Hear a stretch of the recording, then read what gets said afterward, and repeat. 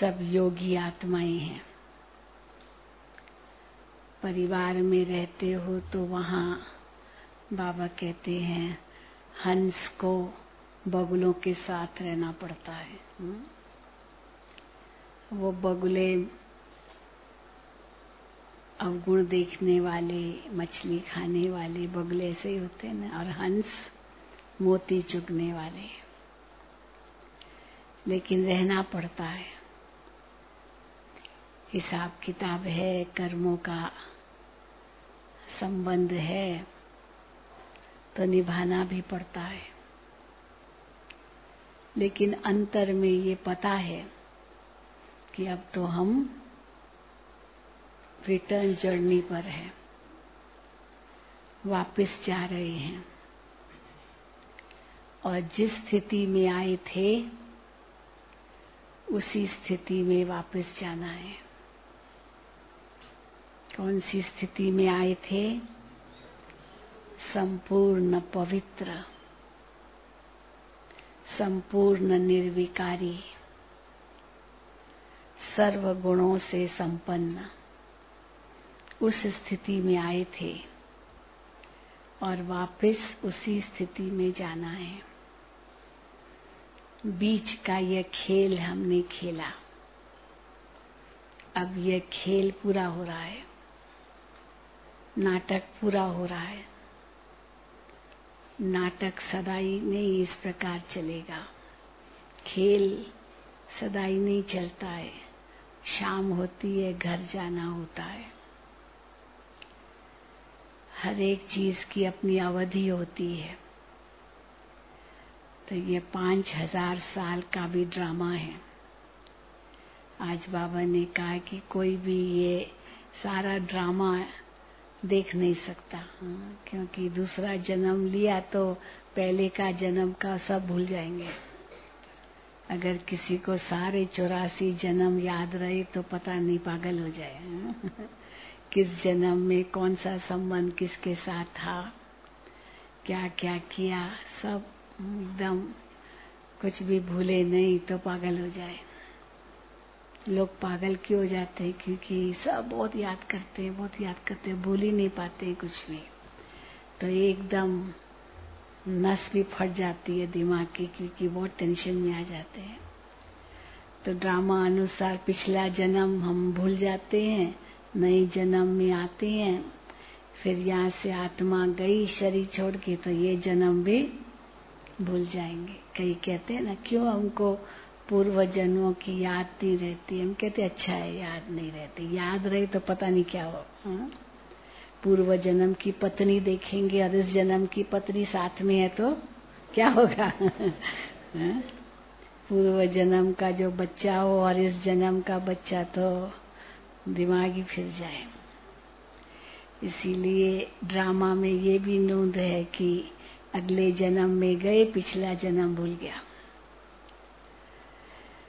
तो बाबा ने हमें ये योगी जीवन दिया है।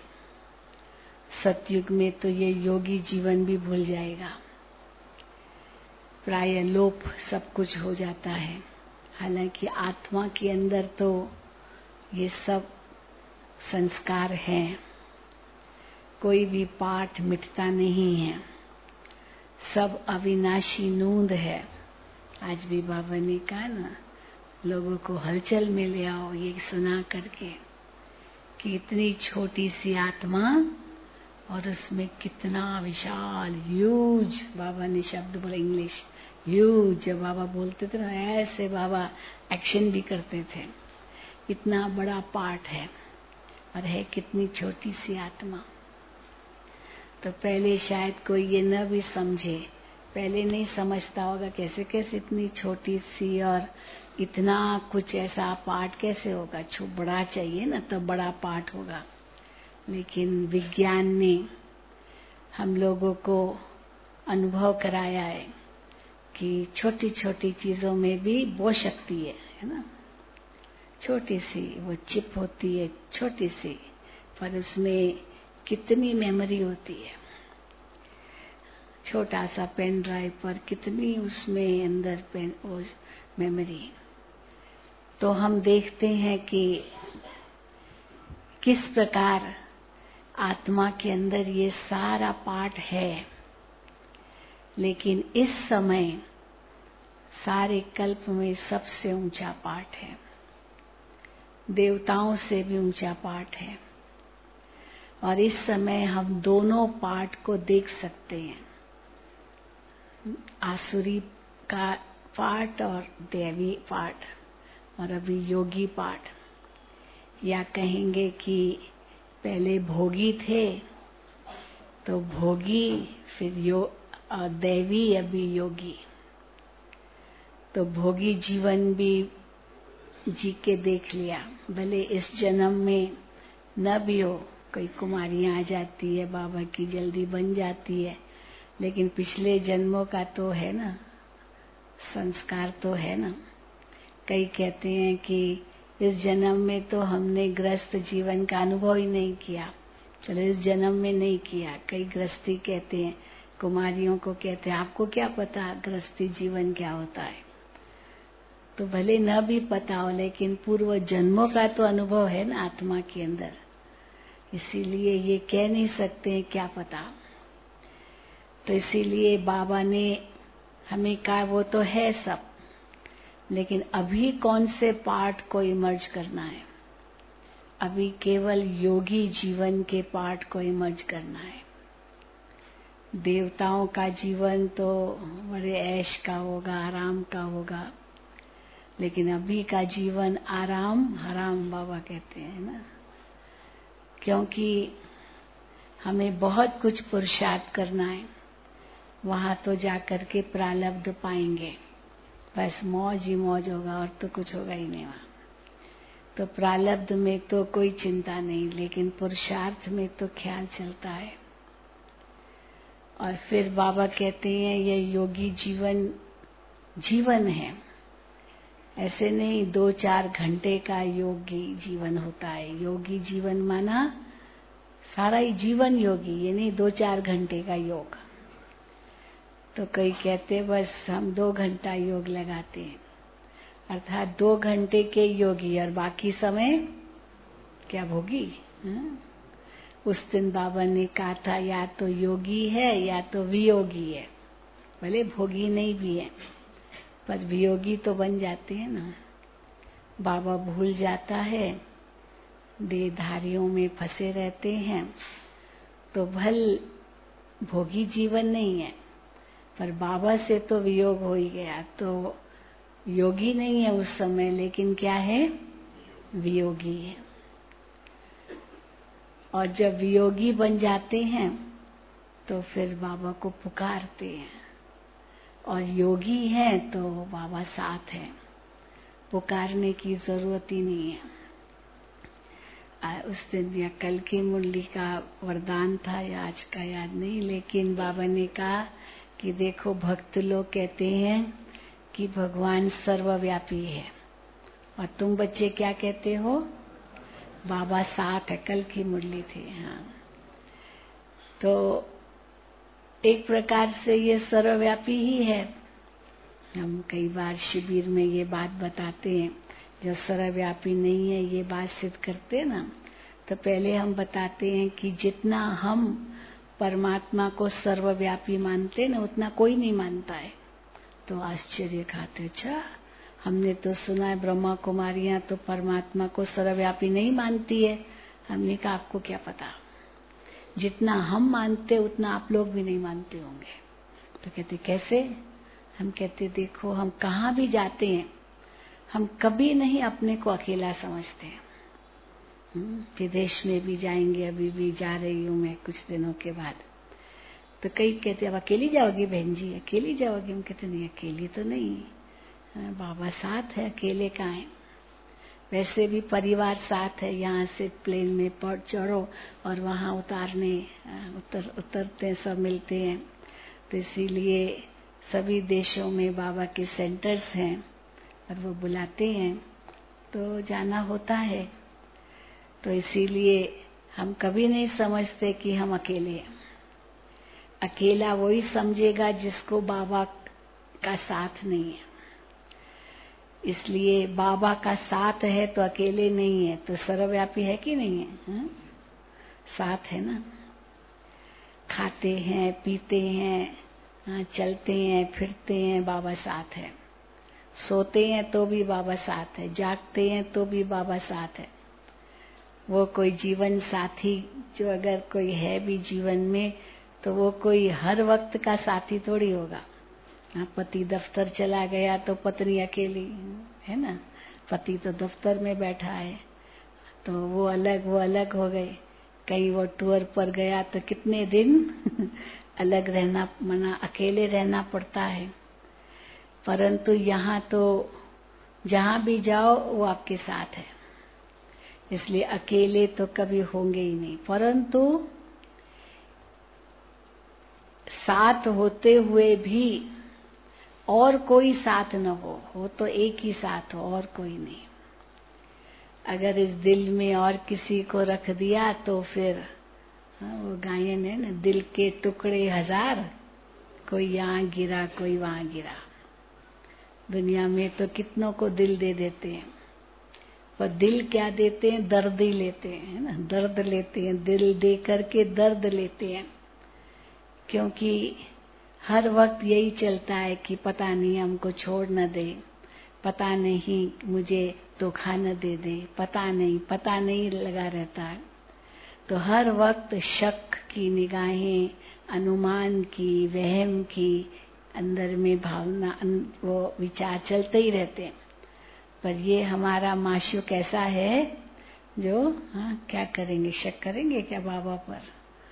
बाबा तो कहता है आप सब मेरी सजनियां हो, मैं एक ही साजन हूँ। तो कितनी सजनियां हैं। कई बार और बाबा के जैसे बच्चे बनते हैं तो कहेंगे इतने माँ पिता के बच्चे हैं, या इतनी सजनियां, तो जितनी ज्यादा सजनियां उतनी और खुशी है ना। वहाँ एक और किसी से बनाया संबंध तो क्या हो जाता है, बात मत पूछो। परंतु ये ऐसा साजन है, ये ऐसा पिता है जो वो हमको नहीं छोड़ेगा। हम उसको छोड़ देंगे तो वो हमारी कमजोरी, पर वो हमको नहीं छोड़ेगा।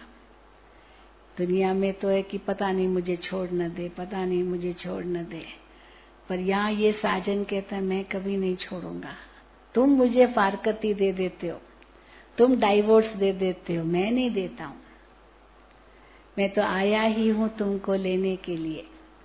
पर बच्चे अगर डाइवोर्स दे भी देते हैं, फारकती दे भी देते हैं, तो भी बाबा का प्यार कोई कम नहीं होता है हमारे से, बच्चों से। फिर बाबा कहते हैं मैं तो साथ लेकर ही जाऊंगा। इतना वायदा पूरा निभाते हैं बाबा। तो इसीलिए जब बाबा इतना हम पर वारी जाते, कुर्बान जाते, वायदा निभाते, तो हम अपने से पूछें कि हम कितना वायदा निभाते हैं। तो योगी जीवन माना एक के सिवा और कोई बुद्धि में न आए। तो कैसे पता चले कि एक के सिवाय और कोई भी बुद्धि में नहीं है? जब अंदर में कोई भी बात की खींच न हो। अगर और कोई बुद्धि में होगा, चाहे व्यक्ति हो, चाहे वस्तु हो, चाहे वैभव हो, चाहे कोई बात हो, अगर वो बुद्धि को खींचती है, माना एक बुद्धि में नहीं है। अगर हमको कोई भी चीज खींचती नहीं, खाली व्यक्ति नहीं खींचते, वस्तुएं भी खींचती है, वैभव भी खींचते हैं। किसके हाथ में देखा बहुत कीमती ये मोबाइल है, मुझे ये चाहिए, मुझे ये चाहिए, मुझे ये चाहिए। वो जब तक मिले नहीं तब तक क्या होता है, बुद्धि खींचती है ना। ये मुझे कपड़ा चाहिए, ये मुझे फलानी चीज चाहिए, ये गाड़ी चाहिए। दुनिया में तो बहुत कुछ है, और जब तक वो मिले नहीं तब तक बुद्धि खींचती रहेगी। वैसे दुनिया में ये कहते हैं कि जो चीज को आप बहुत याद करो तो वो चीज आपको मिल जाएगी। पावर ऑफ अट्रैक्शन है। आप याद करते करेंगे तो ऐसे अब आएगी अपने आप। परंतु हमें अगर बाबा को याद करे तो और चीजें कुछ भी नहीं चाहिए। बाबा को याद करे तो बाबा कहते सब कुछ मिल जाएगा। अगर एक चीज के पीछे जाएंगे तो वो चलो एक चीज मिल गई, पर बाबा छूट सकता है। एक कहानी सुनाते हैं ना कि एक राजा था, उसने ऐलान किया अपने राज्य में कि मेरे पास बहुत चीजें हैं, और हर एक आकर के एक चीज पर हाथ रख के वो चीज उसकी। तो सारा राज्य उमड़ पड़ा उनके महल में, वो चीजें थी। तो कोई ने क्या उठाया, कोई ने क्या उठाया, कोई ने क्या उठाया, और सब उठा के चल पड़े।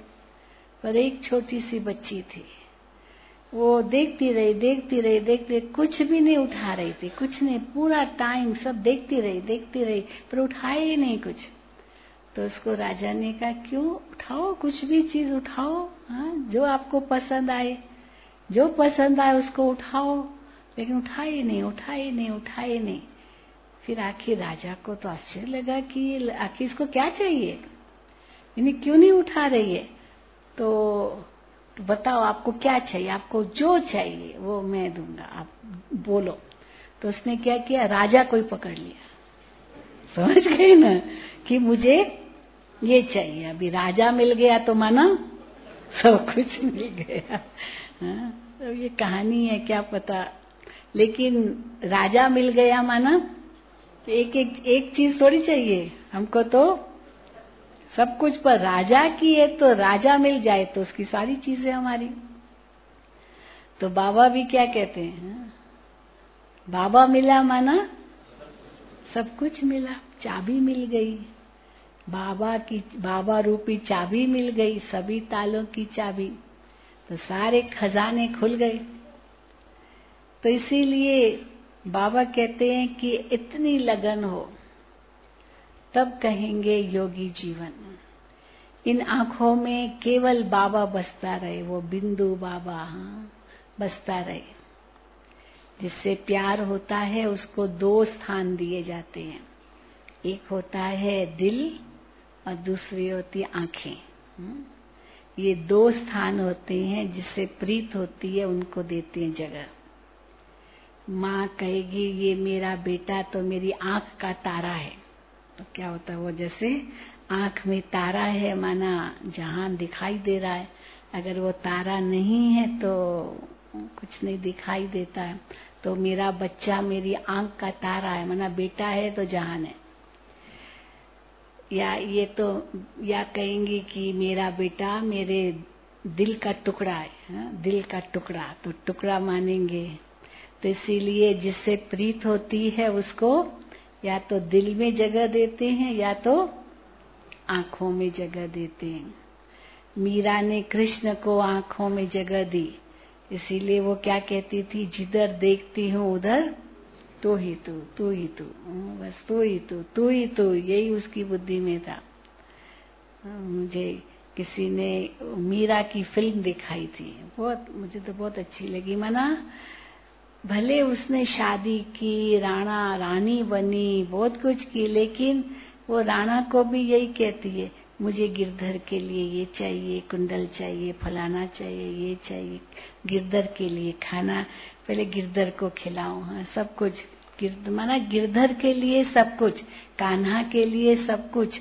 तो राजा तो हंस रहा है कि देखो ये इतना सब इस महल में, तो जैसे इसको कुछ सुध बुद्धि नहीं है, बस खाली मुझे भी देखते तो जैसे मैं कुछ भी नहीं हूँ इसके लिए, बस कान्हा के लिए। तो ये तो जैसे पागल हो गई, दीवानी हो गई। तो वो तो कहती थी मैं तो दीवानी हूँ, दुनिया हमको कहे पागल और मैं कहूँ दुनिया पागल। तो क्योंकि आंखों में कृष्ण बसता था, उसको और कोई दिखाई नहीं देता था।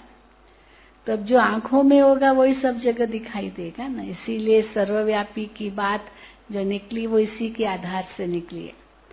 मीराबाई को बस कृष्ण के सिवाय जितने भी कई ऐसे संत हो गए, इसलिए तुलसीदास ने भी आंख फोड़ दी, पर उसको अंदर में तो कृष्ण दिखाई देता था, भले इन आंखों से नहीं देखता था कुछ, लेकिन अंदर में कृष्ण दिखाई देता था।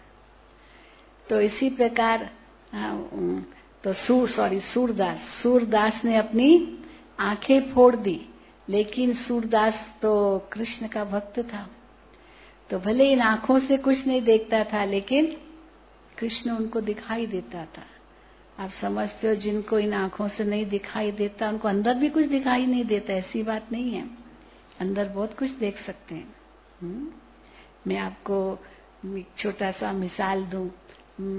जब पहले वो हमारी कैसेट नहीं बनी थी, कमेंट्री की कैसेट, तो कमेंट्री की कैसेट बनी थी तो बहुत पॉपुलर तो थी, अभी भी है।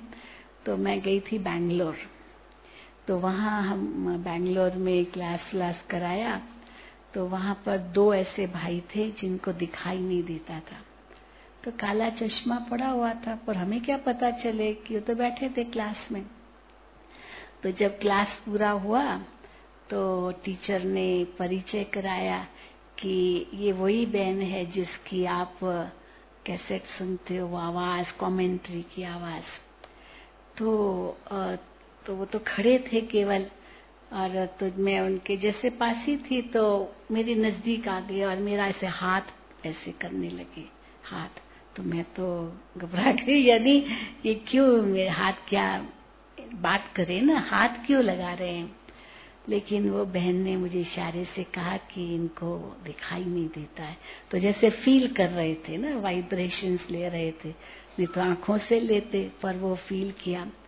तो कहा कि बहन जी, वो जब हम कोर्स कर रहे थे और हमारे, क्योंकि दिखाई नहीं देता तो सुनाई तो देता है ना, तो सुन तो रहे थे, और फिर कमेंट्री की कैसेट लगा दी। अब वो जो उन्होंने सुनी, उसके बाद उनको साक्षात्कार हुआ, 3 लोकों का साक्षात्कार हो गया। एक को 3 लोक का साक्षात्कार हुआ, दूसरे को स्वर्ग का साक्षात्कार हुआ, और दोनों आर्टिस्ट थे। पता नहीं कोई बीमारी आई जो उनकी आंखें चली गई थी, तो उन्होंने तो क्या किया, तो उनको इतना सुंदर अनुभव हुआ वो मेडिटेशन में वो सुनते सुनते।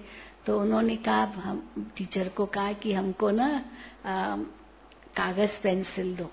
अब दिखाई देता नहीं, कागज पेंसिल क्या करेंगे। तो टीचर ने दिया, तो उन्होंने ड्रॉ करके दिखाया, बिना देखे ड्रॉ करके दिखाया। ये 3 लोग, जैसे हमारा चित्र है ना 3 लोगों का, वो 3 लोगों का चित्र ड्रॉ करके दिखाया। और लक्ष्मी नारायण और जैसे स्वर्ग का दृश्य, मतलब बहुत सुंदर। आर्टिस्ट तो थे, दोनों ही आर्टिस्ट थे, लेकिन आंखें नहीं थी। तो इन्होंने अंदर ही अंदर ये देखा, और रोज क्लास में आते थे। तो यानी कहने का भाव है कि उनको दिखाई तो देता, अंदर ही अंदर आंख, मन रूपी आंख देखती है, या बुद्धि रूपी आंख देखती है। तो इसीलिए बाबा कहते हैं, इन आंखों में या मन बुद्धि की आंख में बस वो बिंदु चमके। जब हम कहते हैं बिंदु रूप स्थिति, तो बिंदु रूप स्थिति का भी अर्थ क्या है, बस बिंदु ही दिखाई दे। मैं भी बिंदु बन जाऊं, वो बिंदु, बस आंख का तारा, मैं बिंदु हूं। ये इतना बड़ा शरीर, ये एकदम भूल जाए, जिसको बाबा देही अभिमानी स्थिति कहते हैं। कई बार बाबा कहते ये दुम्ब है, दुम्ब। दुम्ब होता है ना, दुम्ब समझते हैं किसको कहते हैं, दुम्ब, बंदर की पूंछ को। तो यहाँ के जो बंदर है ना, वो लंगूर है। इतने बड़े बड़े उनकी बड़ी बड़ी पूंछ होती है, जितना उनका शरीर नहीं है उनसे ज्यादा तो उनकी पूंछ है। तो कई ऐसे होते हैं ना, बहुत मोटे मोटे होते, तो पूंछ भी उनकी बहुत मोटी मोटी बंदरों की। तो जब उठते हैं ना, तो पूंछ को पकड़ के उठते हैं, क्योंकि ऐसे कई बार उनको देखते हैं। तो दुम्ब है, तो ये शरीर भी क्या है, दुम्ब है ना, आत्मा के साथ साथ है। लेकिन इस देह को भी हमें भूलना है। तो योगी जीवन में ये देह भी याद ना आए। देह के संबंध, देह के पदार्थ, देह के इस संसार की जो भी बातें हैं, कोई भी चीज हमें खींचे नहीं। बाबा ने पता नहीं कौन सा साल था, 80s में बहुत मुरलियां चलाई थी। जैसे सप्ताह 7 मुरलियां चली थी त्याग पर, याद है? सुनिए आपने, हाँ? त्याग पर, देह के संबंध, देह के पदार्थ, एक एक का कैसे बुद्धि से त्याग हो। पर फिर भी इतना सब कुछ बाबा कहते हुए भी बाबा कहते छोड़ो कुछ भी नहीं, क्योंकि छोड़ देना ये भी सहज है, फंस जाना ये भी सहज है, लेकिन छोड़ना भी नहीं और फंसना भी नहीं। बाबा कहते हैं छोड़ो भी कुछ नहीं, नया जोड़ो भी कुछ नहीं, और फंसो भी कहीं नहीं। तो न छोड़ो न नया जोड़ो न फंसो, पर जो है उसको निभाओ। निभाओ, निभाना भी दो प्रकार से होता है। एक होता है दुखी मन से निभाना, क्या करूं निभाना पड़ता है, और दूसरा है साक्षी होकर के निभाना। है साथ में लेकिन साक्षी है साथी, पर साथी और साक्षी बन जाते हैं साथ साथ।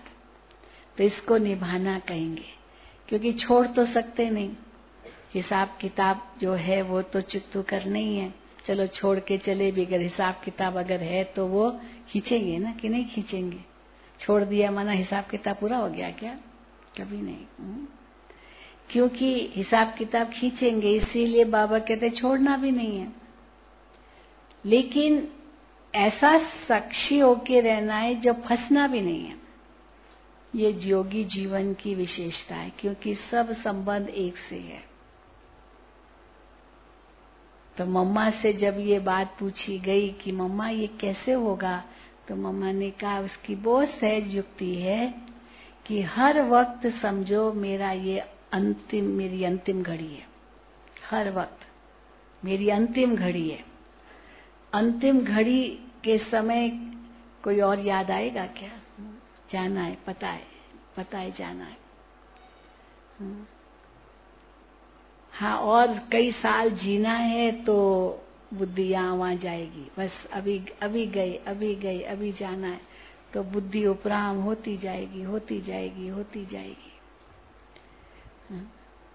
कई इस पर चुटकुले देते हैं। एक व्यक्ति ने मैंने कहीं ये बताई तो एक भाई ने हमको चुटकुला सुनाया इस पर। मैंने कहा चुटकुला क्या होगा इस पर? तो कहा कि देखो एक व्यक्ति था, हाँ, उसने बहुत दुख दिया था कईयों को, बहुतों को दुख दिया था। अब उसका ऐसा उसको बीमारी आई कुछ, जो डॉक्टर ने कहा कि बस अब तुम बचोगे नहीं, अभी तुम नहीं बचोगे। तो उसको लगा मैंने इतनों को दुख दिया है, तो अभी तो इस सब की मुझे सजा मिलेगी। तो मैं क्या करूं? तो किसने उसको कहा कि अच्छा इन सब को मानो हम बुला लेते, आप नाम बताओ, हम उनको बुला लेते हैं और आप उनसे क्षमा मांग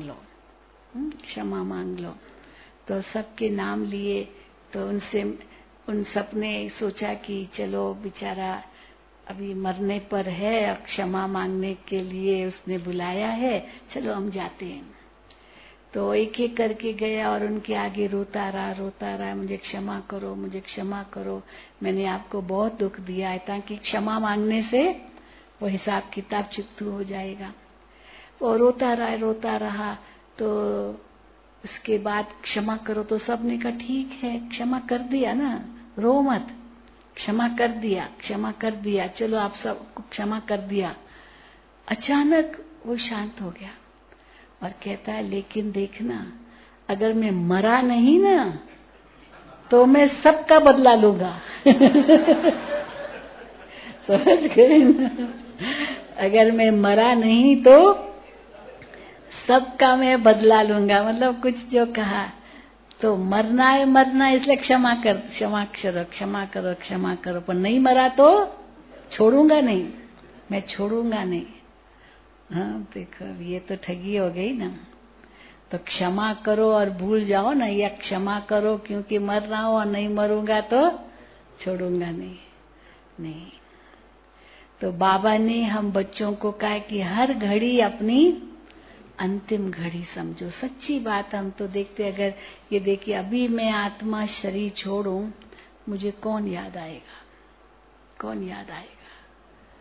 कोई देहधारी याद आएगा, कोई वस्तु याद आएगी, धन याद आएगा? हाँ, कौन याद आएगा? अगर कोई याद आएगा माना कि अभी वो लगाव गया नहीं है, अभी हम जीते जी मरे नहीं हैं, अभी तक योगी जीवन नहीं है, अभी तक बाबा से हम वियोगी हैं।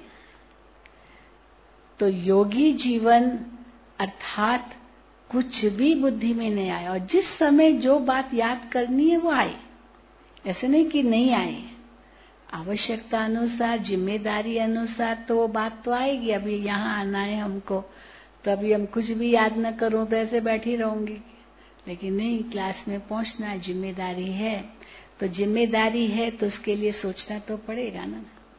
लेकिन हम उसमें फंसे हुए नहीं हैं, अंदर में उसकी कोई चिंता नहीं है, हाई में नहीं पहुंची तो कुछ न हो जाए, ऐसे न हो जाए, ये न हो जाए, डर नहीं है, क्योंकि जिम्मेदारी हमें पूरी निभानी है। लेकिन सब कुछ करते एक सेकंड में नहीं आ रहे, इसको कर्मातीत अवस्था कहा जाता है। कर्म करते भी उस कर्म के प्रभाव में नहीं आना, कर्म को छोड़ना नहीं है, कर्म तो कोई छोड़ ही नहीं सकता है। सांस लेना ये भी तो कर्म तो है ना, तो इसलिए कर्म के बिना तो रह ही नहीं सकते, लेकिन कर्म करते हुए कर्मातीत अवस्था अर्थात उस कर्म के प्रभाव में नहीं आना। कैसे प्रभाव में आते, कोई भी मैंने कार्य किया तो बहुत अच्छा करना है, चलो ये लगन अच्छी थी, मुझे अच्छा करना है, लेकिन वो अच्छा हुआ या नहीं हुआ उसका फिर क्या करते, दूसरों से पूछते। मैंने क्लास कराया तो मैं सदस्य जनों से पूछे, मैंने ठीक क्लास कराया, मैंने अच्छा क्लास कराया, अच्छा क्लास था, अच्छी पॉइंट्स दी ना, अच्छी पॉइंट्स, कहेंगे हाँ बहुत अच्छी बहुत अच्छी।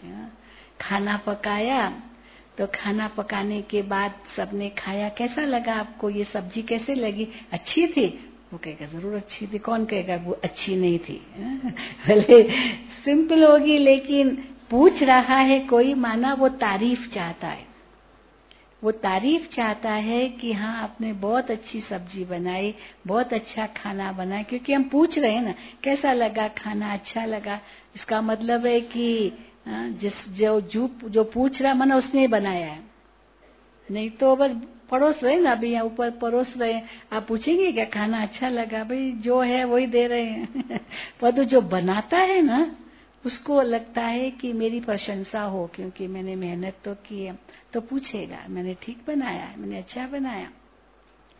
तो इसीलिए बाबा कहते हैं कि अगर प्रशंसा की इच्छा भी रखी, इसका मतलब वो कर्म में हम फंस गए, क्योंकि सफलता की इच्छा रखी पर कर्म किया, फल बाबा पर छोड़ दिया, बाबा ने जैसे कराया।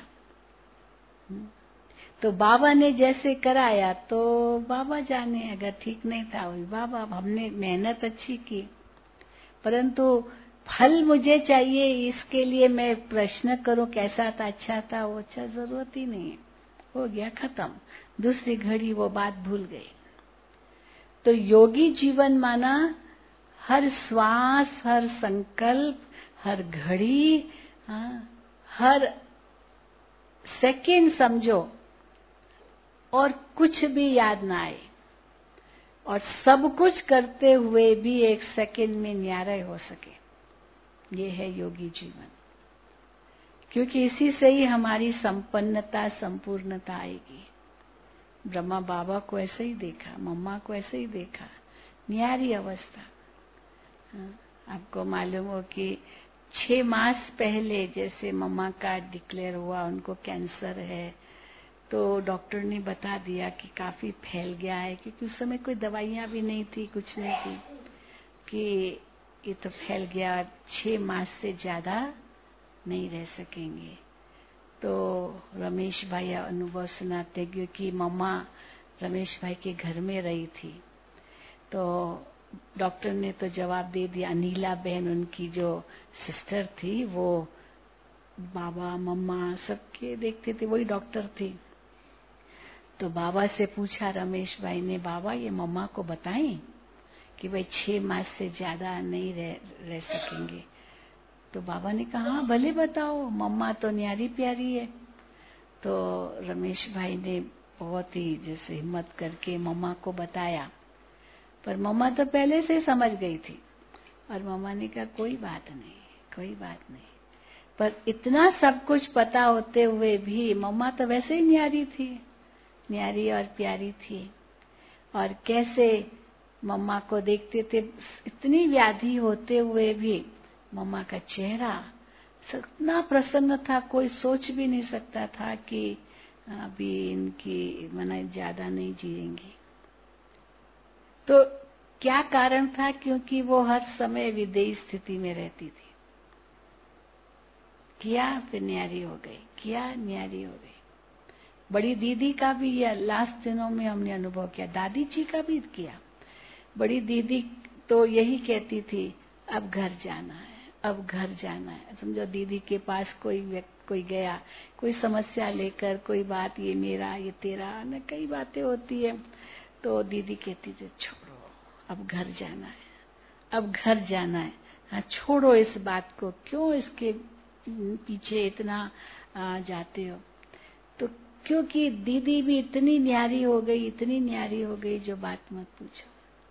बड़ी दादी को भी हम देखते थे, कैसे बड़ी दादी के लास्ट दिनों में इतना प्यार, इतना प्यार, इतना प्यार, और इतनी ऊंची स्थिति। बहुत सोचते थे दादी को ये सुनाएंगे, ये सुनाएंगे, ये सुनाएंगे, ये पूछेंगे, ये करेंगे, ये करेंगे, पता नहीं क्या क्या सोच करके जाते थे। और जैसे ही दादी के सामने गए न, सब भूल जाता था, सब कुछ भूल जाता था, सब कुछ। क्या पूछे पता ही नहीं, क्योंकि इतनी ऊंची स्थिति दादी की देखते थे, जो वो छोटी छोटी बातें तो पता नहीं, जैसे कि कोई काम की नहीं थी। बताते हुए जैसे ऊंचे हवाई जहाज जाता है तो सब बड़ी बड़ी इमारतें भी क्या लगती है, छोटी छोटी लगती है। तो दादी जी की स्थिति के सामने वो तो कुछ भी नहीं लगता था। तो सचमुच हम देखते थे कि जो बाबा कहते हैं, कैसे इन्होंने इतना पालन किया है, ये कर्मातीत अवस्था की निशानी, ये संपूर्णता की निशानी है। संपूर्णता के लिए बाबा मिसाल देते हैं ना, हलवे का मिसाल। क्या है हलवे का मिसाल? पहले जब गेहूं आटा डालते हैं या बेसन डालते हैं, जो डालते हैं, घी डालते हैं, पानी, मतलब जो भी डालते, कितना भारी होता है। पर जैसे वो पकता जाता है तो क्या होता है? हाँ, सब कढ़ाई छोड़ता जाता है, घी छोड़ता जाता है, सब कुछ छोड़ता जाता है और हल्का होता जाता है। जितना हल्का होता जाता है, सब छोड़ता जाता है, तो मानो अभी पक्के तैयार हो रहा है। तो आत्मा भी हल्की बनती जा रही है, पकती जा रही है, संपन्न बनती जा रही है, संपूर्ण होती जा रही है, न्यारी प्यारी होती जा रही है। ये अनुभव हो, क्योंकि ये सारे विकार, ये सब फंसाने वाले हैं, सब फंसाने वाले हैं। क्योंकि विकर्म कराते ना, एक एक विकार के वशीभूत अगर कोई है तो वो कर्म तो विकर्म ही बनता है ना, किसी भी विकार के वशीभूत। खाली काम और क्रोध थोड़े है, लोभ भी है, मोह भी है, अहंकार भी है, ईर्ष्या भी है, नफरत भी है, द्वेष भी है, कितने सारे।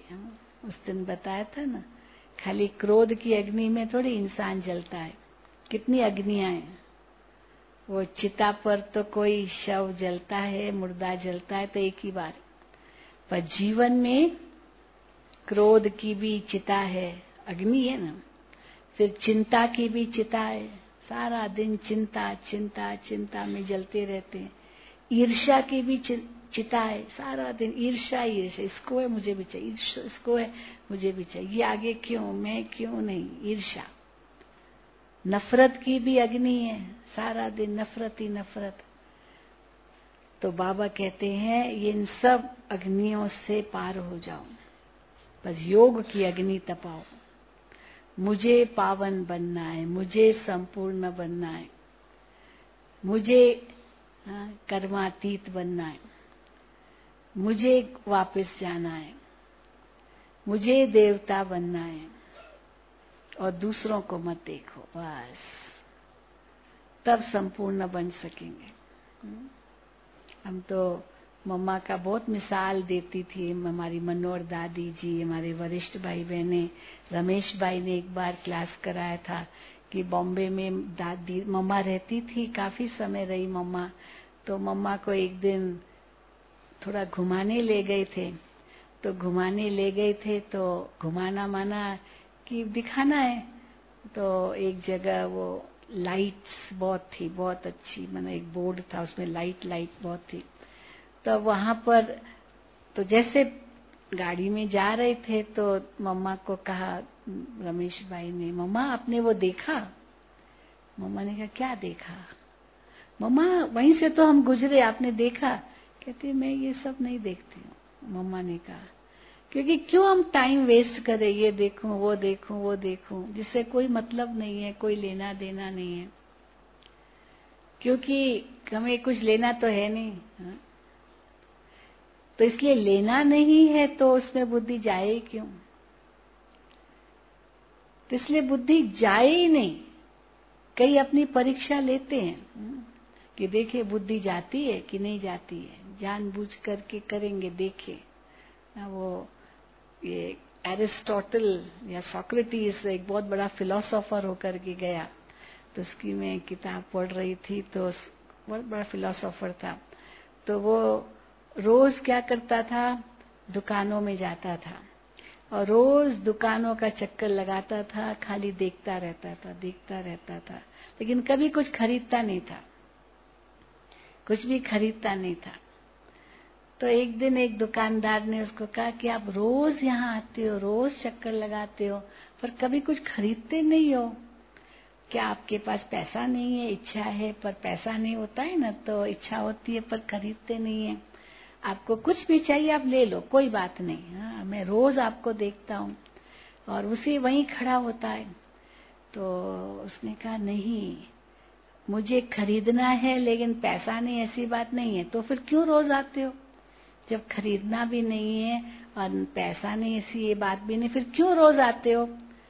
तो उसने क्या जवाब दिया कि मैं इसलिए आता हूँ मेरी अपनी परीक्षा लेने के लिए, कि ये चीज के बिना मैं रह सकता हूँ। तो अंदर में आता है हाँ रह सकता हूँ, ये चीज अगर मेरे पास नहीं है तो इसके बिना भी मैं रह सकता हूँ, तो रह सकता हूँ, माना जरूरत नहीं है। तो मैं अपनी परीक्षा लेता हूँ कि इनके बिना भी मैं रह सकता हूँ या नहीं रह सकता हूँ। तो मैं उस परीक्षा में पास हो जाता हूँ। तो इसलिए मैं रोज अपनी परीक्षा लेने आता हूँ, अपनी परीक्षा लेने आता हूँ। नहीं तो हम बहनों को देखते हैं, कई लोगों को देखते हैं, कहीं गए, अरे ये चीज भी लो, ये चीज भी लो, ये चीज भी लो, और फिर भंडार अंबार पड़ा रहता है घर में, कहाँ रखा है पता ही नहीं, न यूज होना है न कुछ होता है ना। बहने हंस रही है बहने। पिताजी कहेगा, पति कहेगा, ये क्या तुम लेकर के आई हो, इतना तुमने खर्चा किया, तुमको पता है कितनी महंगाई है। अब कमाता तो पति है, और वो बस गई शॉपिंग करने गई, जो काम की चीज नहीं है वो भी लेकर के आई और पड़ी रही, बस खुशी है कि है मेरे पास है। हाँ, जैसे बाबा कहते हैं ना, कई बच्चे खुशी इतनी होती है कि हाँ मेरे पास बहुत ज्ञान का खजाना है, बहुत ज्ञान का खजाना है, बहुत देखो कितनी किताबें भरी पड़ी है, देखो मैंने कितनी डायरियां लिखी है, कितना मैंने ये खजाना भरा है। पर पूछो कुछ याद भी है? वो डब्बे में ठीक रही है, याद कुछ नहीं, खाली किताबें देख करके खुश होते हैं, मैंने इतनी देखो डायरियां भरी है, इतनी डायरियां भरी है, पर जीवन में तो वो है नहीं कुछ। इसलिए बाबा कई बार कहते डायरी भी लिखने की जरूरत नहीं, ये भी क्यों बोझ उठाओ, परंतु अपना जीवन बनाओ। तो इसीलिए हमें वो भी परीक्षा नहीं लेनी कि इसके बिना मैं रह सकती हूँ या रह सकता हूँ।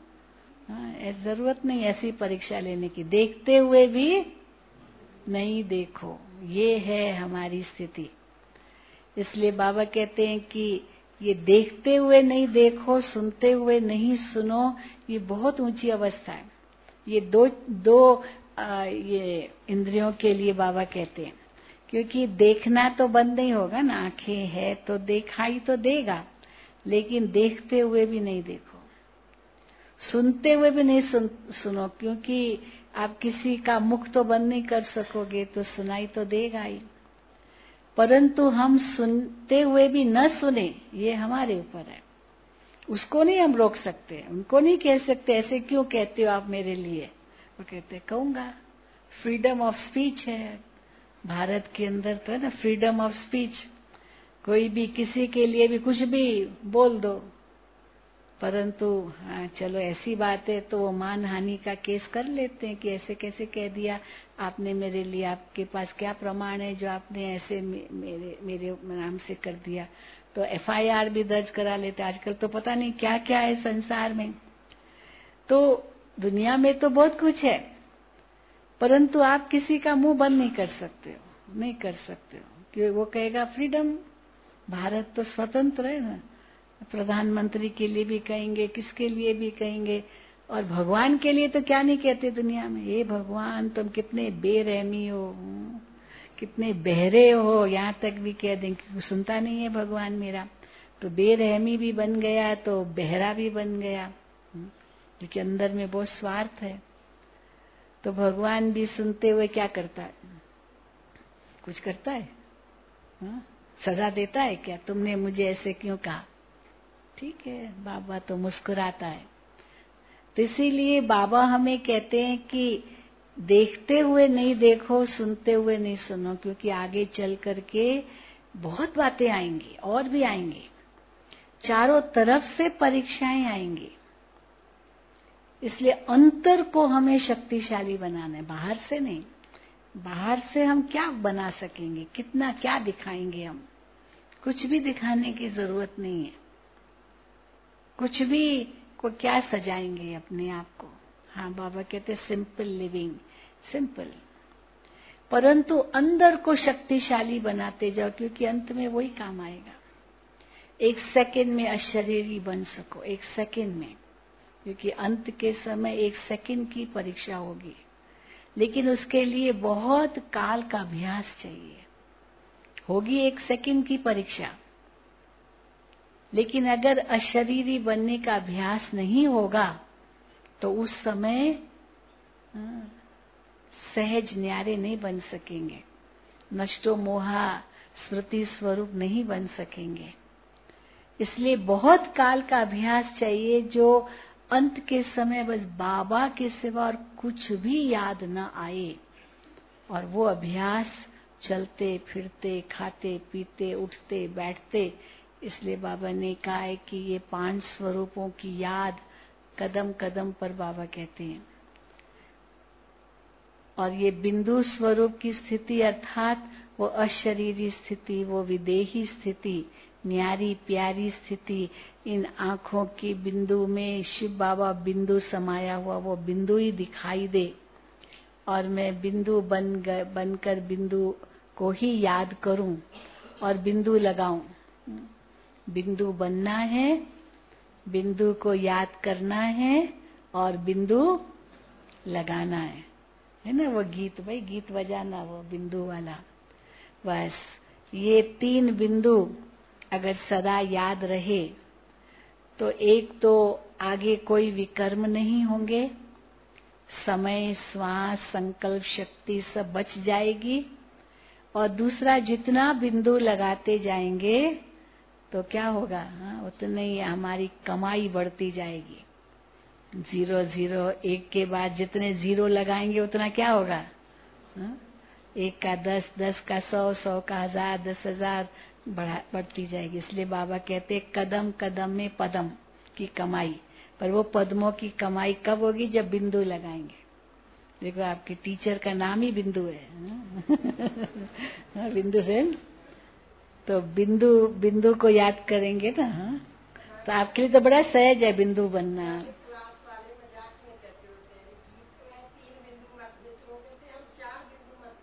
अच्छा ये तो बहुत अच्छी बात है, आपको उनको 4 बिंदु याद रहते हैं। 3 बिंदु तो है ही है, मैं आत्मा बिंदु, बाबा बिंदु और ड्रामा बिंदु। तो हमारे टीचर भी बिंदु। बहुत अच्छी बात है। तो इसीलिए हम बस हर वक्त वो बिंदु की याद रहे, परंतु वो बिंदु बनना एक सेकंड में हो जाऊं, एक सेकंड में न्यारी बन जाऊं, एक सेकंड में उपराम हो जाऊं। जो बाबा कई बार कहते हैं क्वेश्चन लगाना तो बहुत सहज है, बिंदु लगाना मुश्किल है। ऑन द कंट्री होना क्या चाहिए, प्रश्न चिन्ह करना ये थोड़ा मुश्किल होना चाहिए, क्योंकि टेढ़ा है, और बिंदु तो बहुत सहज है। लेकिन होता क्या है, होता क्या है, हाँ? प्रश्न लगाना सहज लगता है, ऐसे क्यों, ये क्यों, ये क्यों, ये क्या, ये कैसे, ये कौन, कब, कहाँ, हाँ? और बिंदु लगाना मुश्किल लगता है। कई बार बाबा पूछते हैं साइलेंस में जाना सहज है, आवाज से परे जाना सहज है, या आवाज में आना सहज है?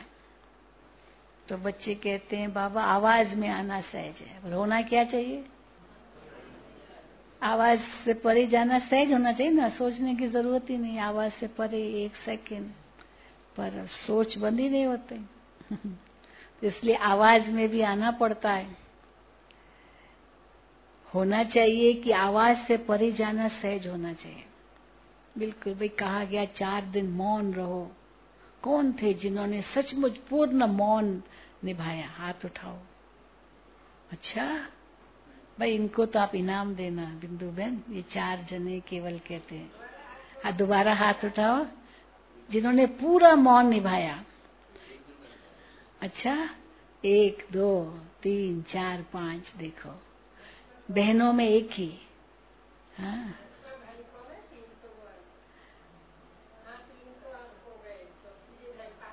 हाँ, ये फिर से हाथ उठाओ भाई। आज एक ही दिन बना? नहीं नहीं नहीं, 4 दिन, 4 बिल्कुल एकदम मौन। अच्छा, ये साक्षी है कहती है। हाँ, वेरी गुड भाई, इनको आप जरूर इनाम देना। वहाँ वापस जा करके इनको आप इनाम देना। क्या नाम है आपका? 1 दिन? नहीं नहीं नहीं, 4 ही दिन। इसने देखो पूरा निभाया। अच्छा, क्लास बंद होने के अभी तक खोला नहीं है। मना देखो, ये कहती ये साक्षी है कोई न भी माने, पर ये बहुत अच्छी बात है।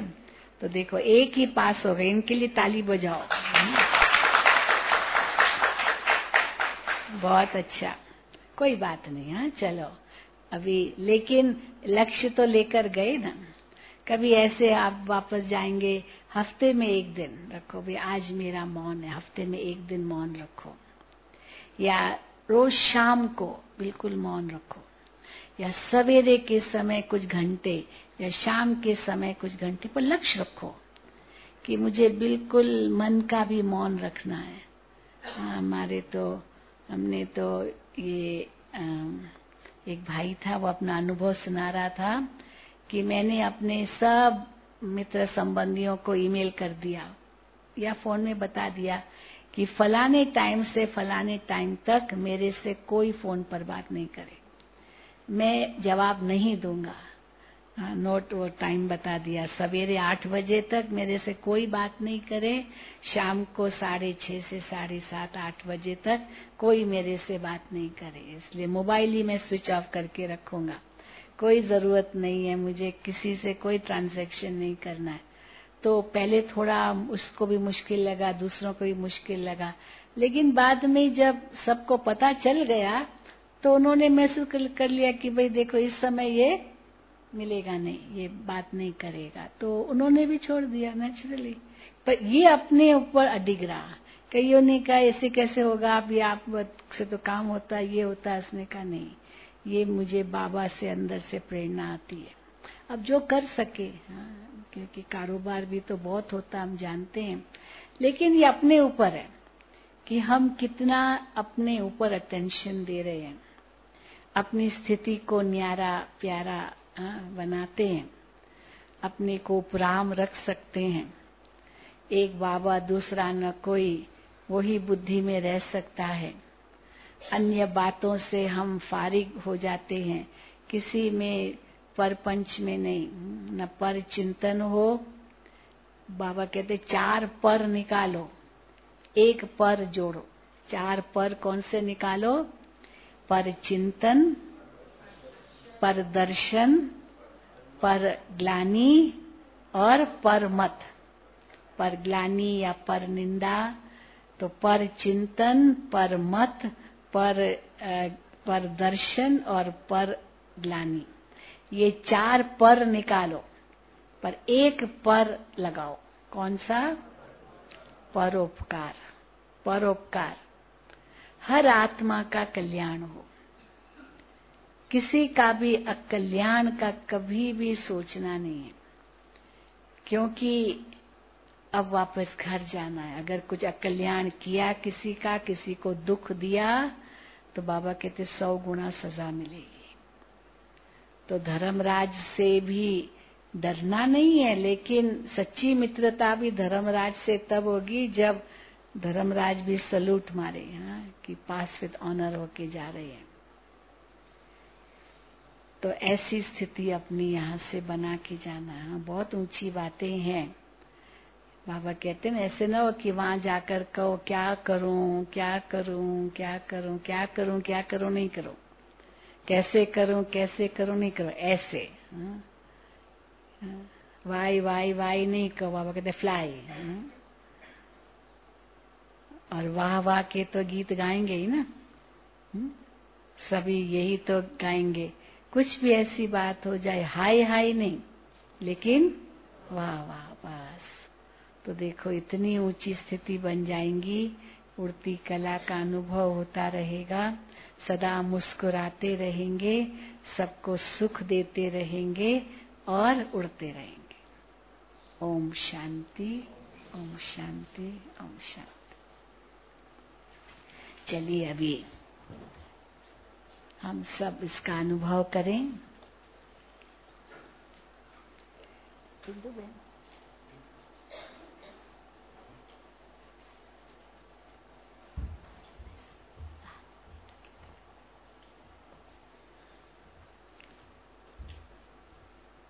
कोई 2 बहनें आ सकती है।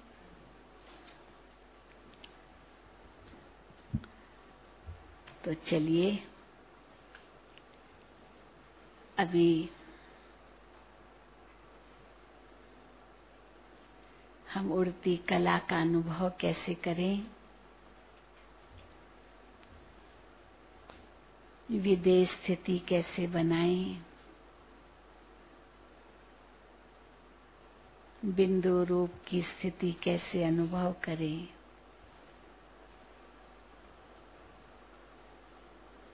पहले तो मन को एकदम शांत बना दो।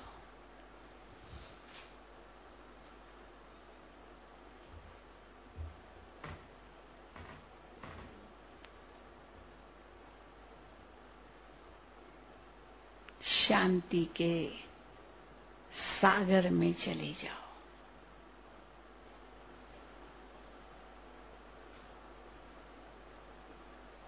एकदम शांत।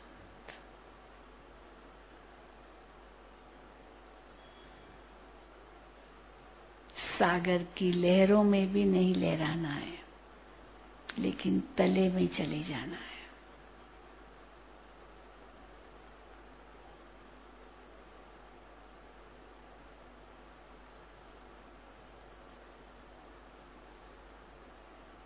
इस देह से न्यारी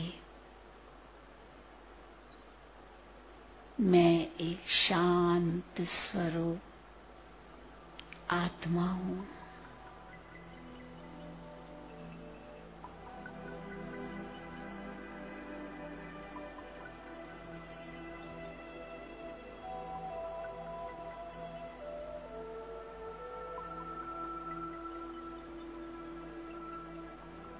शांति मेरा स्वधर्म है।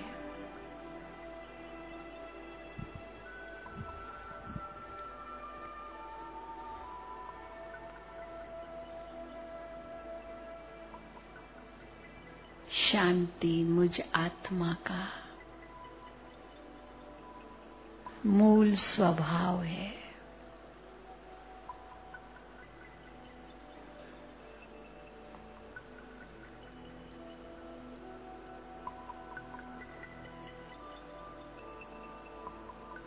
शांति धाम मुझ आत्मा का निज धाम है।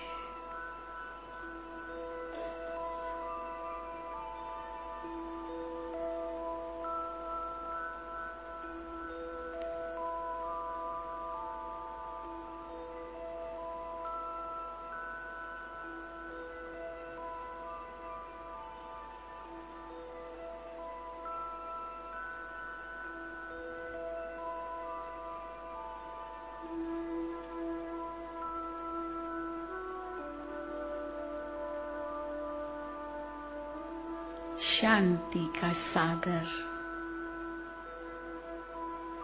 मुझ आत्मा का प्यारा पिता है।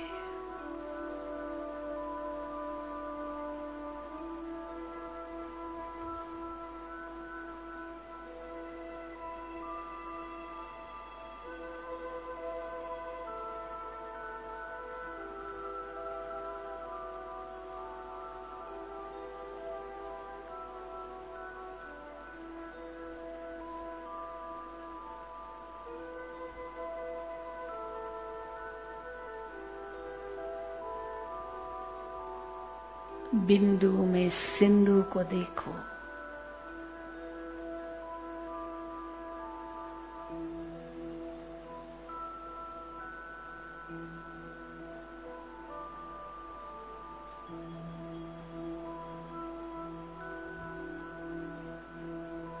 जितना ही अति सूक्ष्म उतना ही बेअंत।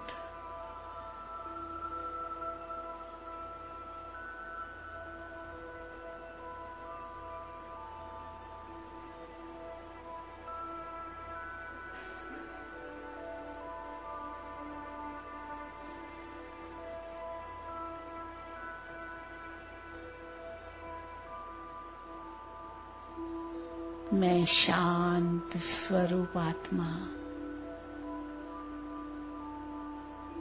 शांति के सागर में समा जाऊं।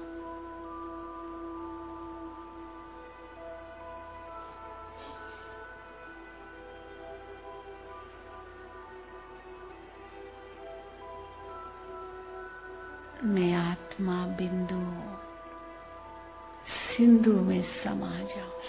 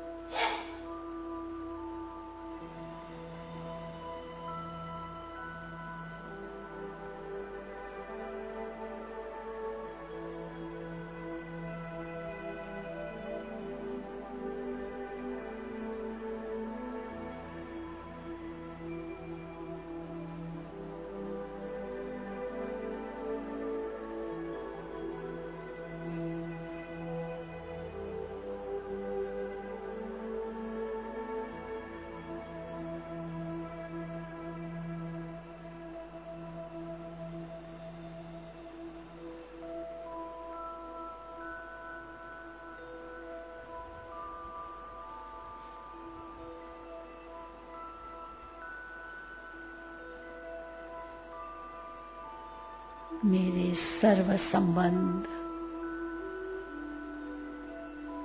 एक के साथ है। प्यारे बाबा,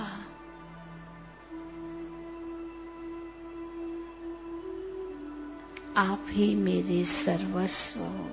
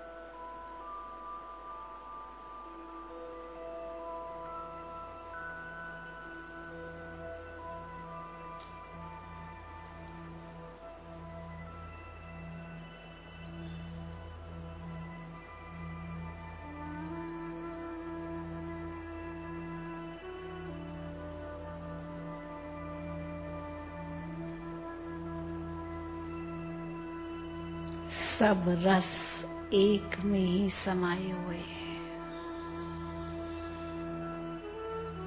मैं आत्मा इंद्रिय जीत हूँ, माया जीत हूँ।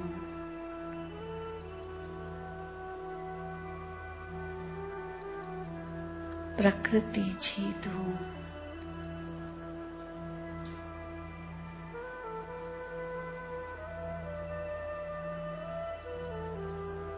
कितनी निर्संकल्पता है।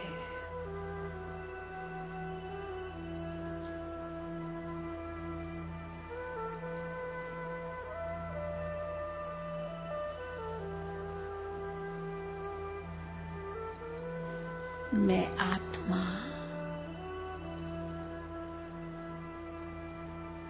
शिव बाबा के सानिध्य में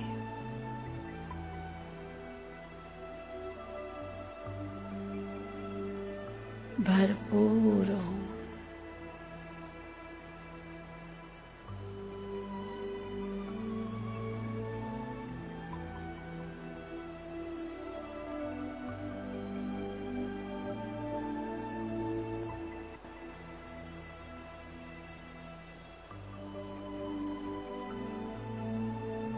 संतुष्ट हूँ, निर्संकल्प हूँ।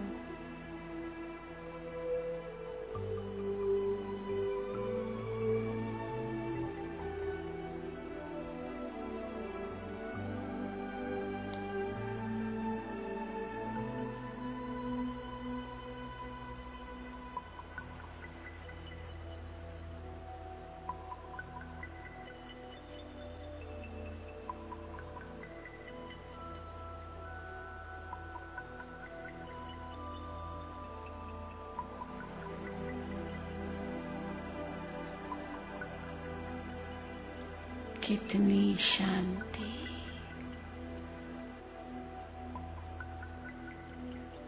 कितनी शक्ति का अनुभव हो रहा है।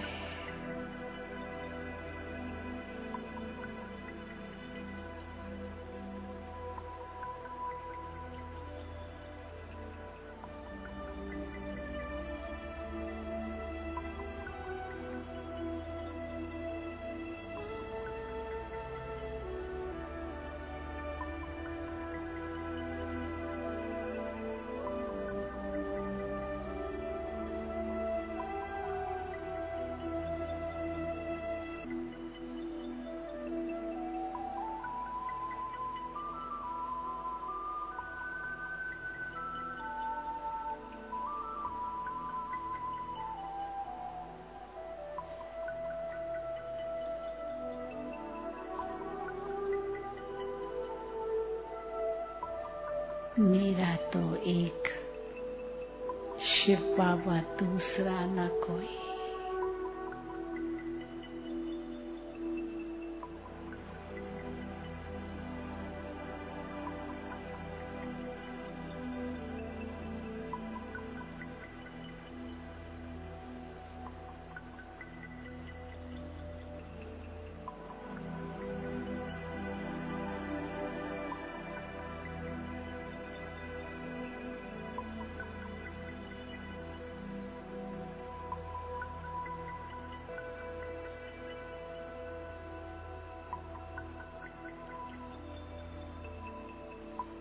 प्यारे बाबा, मैं आत्मा आपकी ही थी, आपकी ही हूँ और सदा आपकी ही होकर रहूंगी।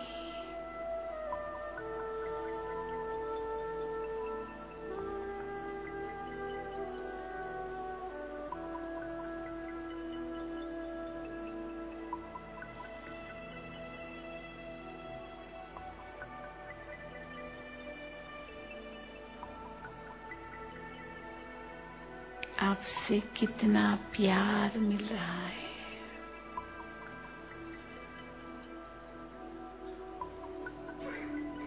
कितनी शक्ति का अनुभव हो रहा है।